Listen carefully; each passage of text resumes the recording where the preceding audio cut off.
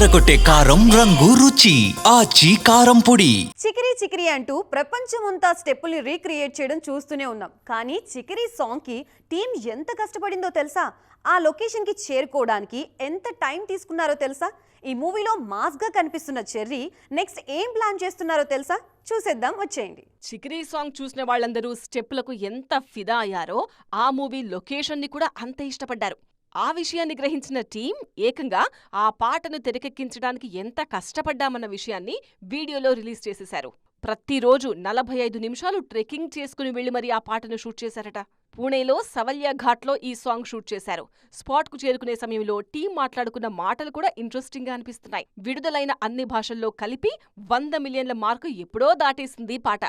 పెద్ది తర్వాత సుకుమార్ సెట్స్ కు వెళ్లడానికి ప్రిపేర్ అవుతున్నారు రామ్ చరణ్. ప్రస్తుతం ఈ మూవీ స్క్రిప్ట్ వర్క్ జరుగుతోంది. అందరూ ఈ మూవీని రంగస్థలం సీక్వెల్ అని, రంగస్థలం ఛాయలుంటాయని అనుకున్నారు. కానీ అందులో నిజం లేదంటోంది లేటెస్ట్ న్యూస్.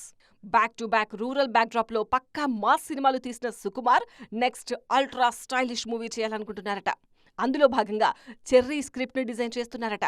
ఈ విషయం తెలిసినప్పటి నుంచి మెగా పవర్ స్టార్ ను సుకుమార్ లెన్స్ లో స్టైలిష్ లుక్ లో చూడబోతున్నందుకు ఎగ్జైటింగ్ గా ఉంది అంటున్నారు ఫ్యాన్స్.